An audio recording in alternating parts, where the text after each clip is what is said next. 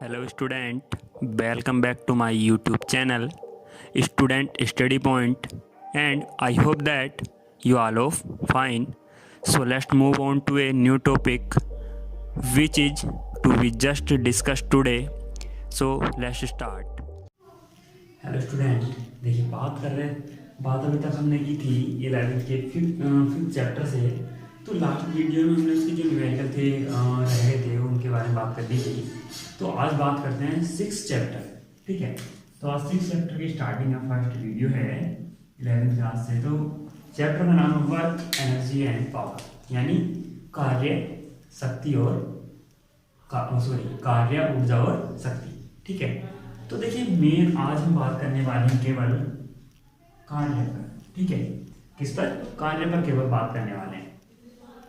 तो देखिए कार्य क्या है, आप ऐसे समझ के चलिए कि आप दिन भर में बहुत सी चीज़ों का होना देखते होंगे, बहुत से काम जो होते हैं उनको सबका होना देखते हैं। वो कैसे होते हैं या उनके लिए किस चीज़ की जरूरत होती है आप ये भी जानते हैं कि आपको अगर कोई वर्क करना हो, यानी कुछ करना हो, आपको कोई भी काम करना है, किसी वस्तु को एक जगह से उठाकर दूसरी जगह रखना है, तो उसमें क्या है कि आपको किसी एक ऐसी चीज की आवश्यकता होती है जो कंपलसरी है, सभी कार्यों को करने के लिए कंपलसरी है। यानी सभी चीजों को कहीं ना कहीं उस एक्सटीरियर कंपोनेंट का कहीं ना कहीं कोई ना कोई भाग दिखता है आपको, वो है बल।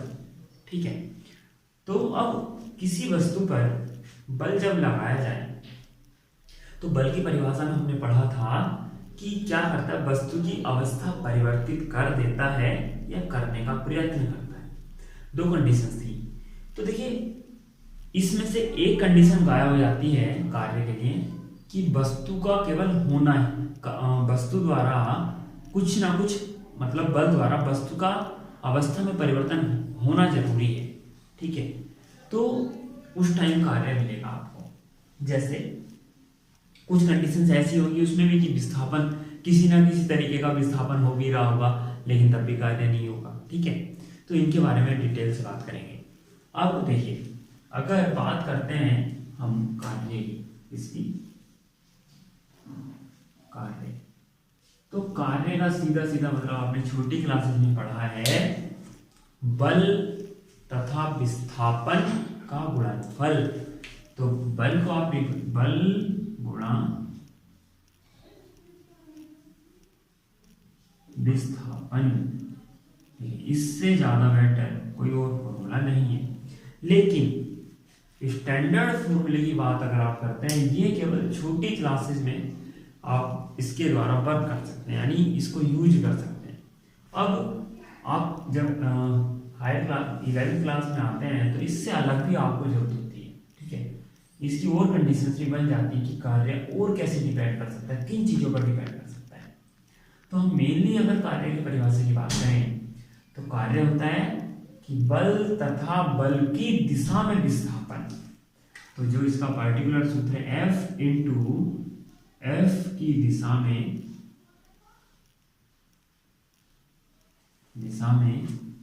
विस्थापन।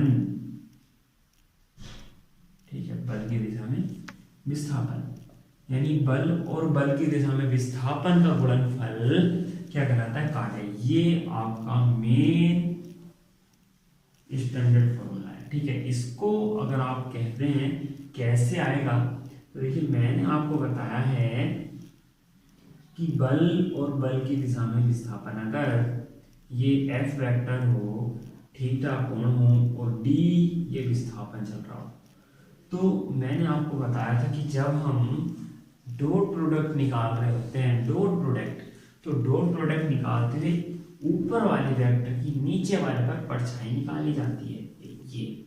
तो इस D का ये वाला भाग D cos थीटा हो जाता है। कौन सा? D cos theta.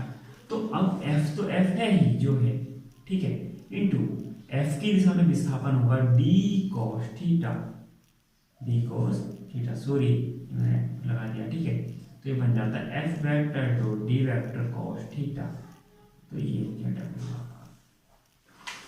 ठीक है, तो ये आपका है क्या?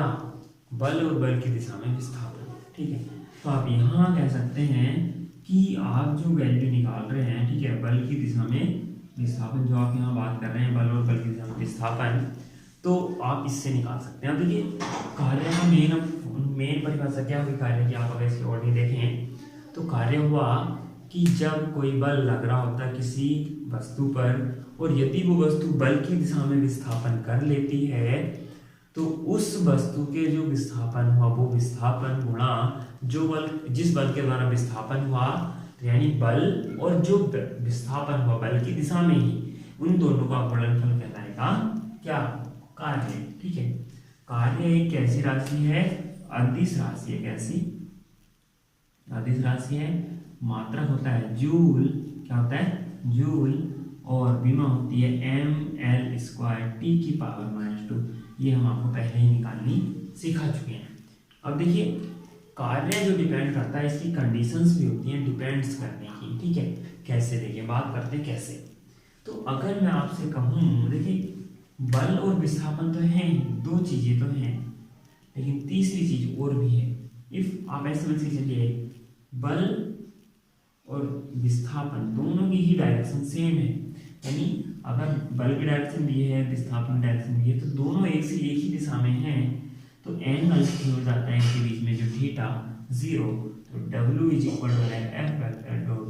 F∗D cos 0, तो आ जाएगा FD और cos 0 का मान 1, तो यानी केवल आ जाएगा सोल्व करके FD। और ये पॉजिटिव कार्य है और मैक्सिमम कार्य होगा, ये पॉजिटिव कार्य है और क्या होगा, मैक्सिमम भी होगा। ठीक है, इससे अलग बात करें तो इससे अलग बात कर लेते हैं थीटा का मान इफ क्या हो, कितना 90, वो सॉरी 180, यानी अपोजिट में बात कर लेते हैं थीटा = 180, तो 180 में W = FD cos 180, तो यह आ जाएगा माइनस के FD, क्योंकि cos 180 का मान होता है -1, यानी इसका मान होता है -1। ठीक है, तो यहाँ -90। अब यदि क्या हो cos 90 हो तो cos 90 पे क्या हो जाएगा, cos 90 = 0, तो इस कंडीशन में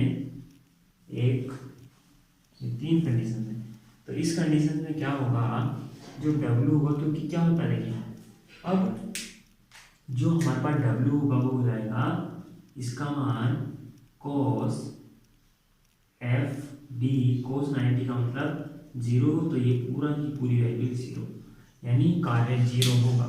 लेकिन देखिए इससे अब हम यहाँ इन तीन कंडीशन से बहुत सारे निष्कर्ष निकाल सकते हैं। पहले की बात करते हैं, तो पहला ये कि यदि एंगल न्यून कह सकते हो न्यून कोण है, जो कोण बना वो न्यून कोण है, यानी 0 to 90 है, तो 0 to 90 के समय कार्य क्या होगा, पॉजिटिव होगा, यानी धनात्मक कार्य प्राप्त होगा। अगर एंगल कितना हो, 0 हो तो कार्य मैक्सिमम प्राप्त होगा। एंगल 0 होने पर कार्य मैक्सिमम होगा, न्यून कोण होने पर 0 to 90 होने पर कार्य क्या होगा, धनात्मक होगा। अगर 90 हो जाए तो 0, 90 हो जाने का मतलब इसका एक एग्जांपल है, कुली जब बोझ उठाता है तो वो सर पर रखता है और क्या करता है, क्षैतिज विस्थापन तय करता है, लेकिन बल लगाता है विस्थापन बोझे को उठाने में ऊर्ध्वाधर, तो दोनों के बीच में 90 डिग्री का एंगल होता है, इसलिए उसके द्वारा किया गया कार्य हो जाता है शून्य।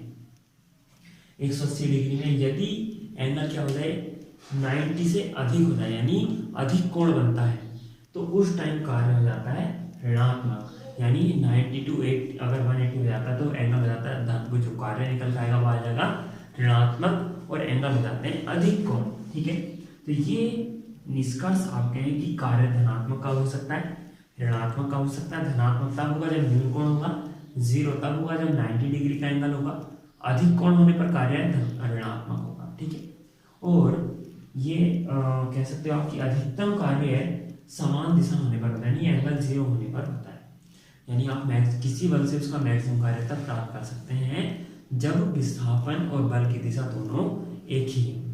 तो आई थिंक आपको जो हमारा कार्य का टॉपिक है वो समझ में आया हो। So thank you for watching, और लाइक और सब्सक्राइब शेयर करना।